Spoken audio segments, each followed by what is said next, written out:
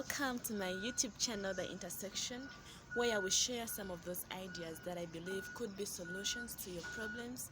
Sometimes they could be answers to even your questions. Now, my name is Joan Beronji, and I'm glad that this is happening right now, The Intersection. Now, I'm going to give you a brief about The Intersection.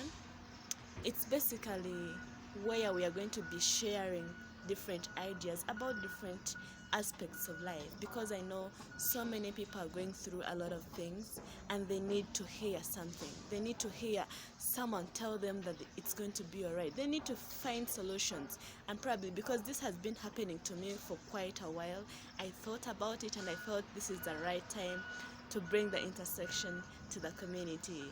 And so today, what has really caught my mind is the rate at which young girls are getting pregnant. Now, this is very serious, very depriving, and very heartbreaking. That since the lockdown began, we see that so many girls have become pregnant. Students, girls that are still in school. And this brings me to my topic. I felt it would be very important for me to discuss, to talk.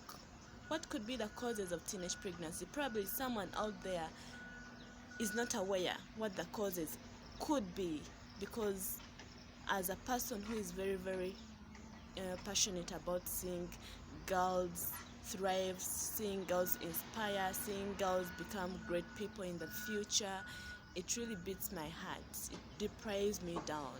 So I felt it is important for me to share some of the causes. It's going to be a very broad topic. We shall look at the causes, the effects, and finally we give solutions. But specifically in this video, I'm going to drop some of the few causes that I feel could lead to teenage pregnancy. And so without wasting time, first and foremost, I think one of the major causes of teenage pregnancy is the socio-economic status. When I talk about the socio-economic status, it's basically relating to how the community is living their lives. We see that most of these communities in developing countries are very poor. And so a child from a poor family, a poor background, lacks all the necessities in life to thrive their future. Okay? So we see that most of the times the family is not even able to support them through school. They could not be able to support them with some of the needs they need to do to have to probably pursue their dreams, to pursue their goals. And so the chances are that since they cannot even have bigger dreams relating to what the community is having around them, relating to the people around them, because I can give an example that you see most of these communities where there is adjunct poverty. You see that probably the farthest that the father went in education could be maybe a senior 4, and they're not having a better job to inspire these children. As we all know that most of the times when you're young, you look up to maybe some of the relatives, some of the people in your community that are well off, and you say, oh, I want to be like aunt so and so, because probably they are driving, they have the money, and you're looking up to them. And so in a community where we do not have proper role models, it's going to be hard for this child, for this teenager, to set higher goals, higher education goals, that probably they dream of becoming an engineer. It's going to be really hard because they have this in their mindset that they cannot achieve this, because they know no one in the community can. Who am I to be able to achieve this? And so you're going to realize that they're going to opt to having families at a very early stage, and what is going to end up is teenage pregnancy. Okay, and now this drives me to my next point. We see that the drug and alcohol use is also contributing to teenage pregnancy. And now a child or a teenager who is not in position to access good education, is not in position to set stronger and bigger goals in their lives, they have redundant of time. We know what the role of having goals in your life. It's going to make you focused. You're going to work towards achieving them. But then this is a situation where these young girls do not have goals for themselves, do not have bigger goals that they look up to probably in 5 or 10 years to achieve. And so they're going to look at having a lot of redundant time unutilized. And so we all know that when you're a teenager, you love to experiment, you love to try out new things. Uh, when they have a chance to really experiment and use these drugs, they are going to do it, believe me or not, whether you are around or you are not around. So just imagine they are on a social gathering, they are in a party, and they happen to access maybe cigarettes, they happen to access drugs, alcohol. We all know that when you use these substances, it's going to affect your logical thinking, and the chances are you're going to end up making decisions that are not logically viable. So they're likely to end up having unprotected sex. And what is going to happen from unprotected sex, you're going to see many girls becoming pregnant. Okay, now I'm going to give you an example. Back then when I was still young, my cousins and I, because of the curiosity, wanted to find out what happens when people smoke, what happens when people use alcohol. What is the feeling? We know that the teenagers love experimenting. They want to know they are curious about everything that is happening. And so one time we happened to use the peppers because we wanted to know how this all smoke comes around, and we wanted to just experiment. We wanted to find out how it feels to have smoke coming from your mouth and your nose and so on. So my cousins and I got some peppers, and then we put a little flame on it, and then we put in our mouth to start smoking. And I remember it was very, very, very unfortunate that time our aunt found us, and she don't want to know what really happened to us because we were terribly punished.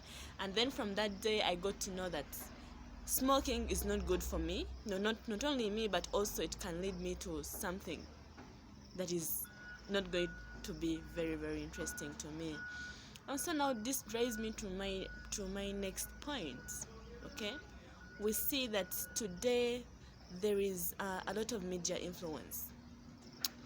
We have the so-called .com parents, and these .com parents believe and assume that when they provide gadgets to these young boys and young girls, it's a trend.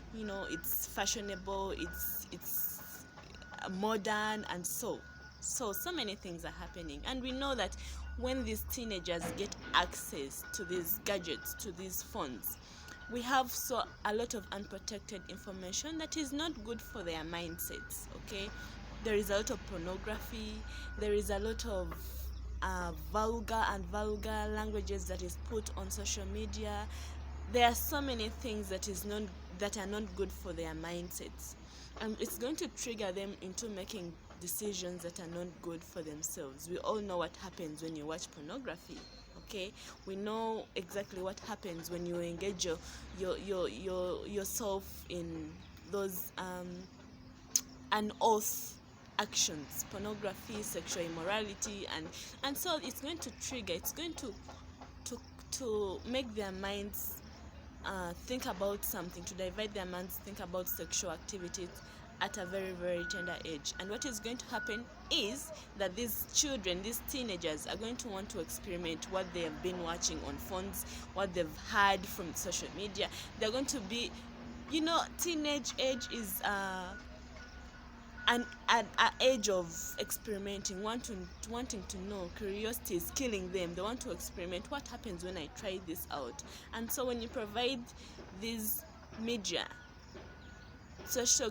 gadgets to these kids, make sure that at least they are protected.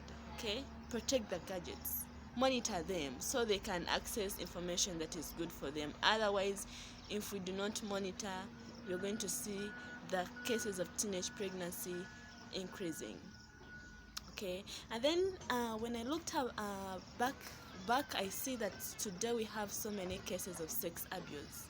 Now, when I talk about sex abuse, definitely we have rape, inclusive, we have defilement, we have forced marriages. We see these things happening now and then on TV, on radios. It's so rare these days I've been really following up with the news, the late news on Spark TV, and it's really so rare to find a bulletin without a case of defilement, without a case of rape. And these are the young girls that are facing all these things. They are being affected, you see. And so today, I remember I watched several of the scripts, several of the bulletins where they were showing young girls, a young girl who was a P7. I think she was a P7 candidate at that time, by the time before we went to the lockdown.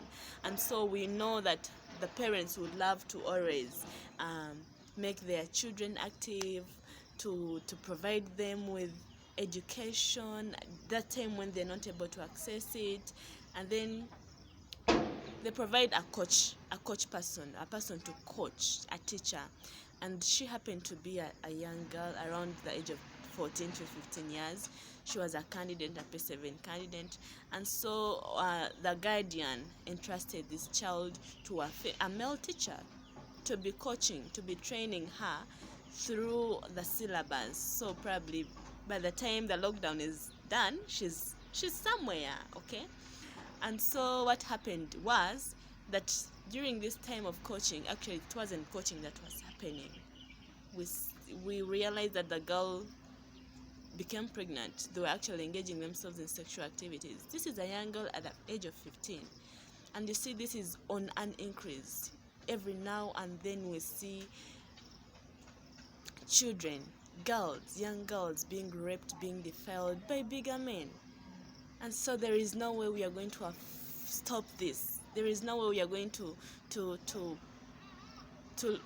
put it out as not a cause of teenage pregnancy.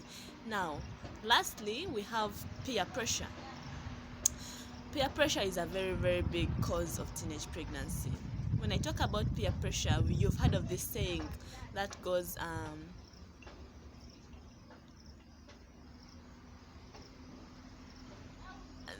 I'm trying to recall that common saying of birds of the same feathers flock together.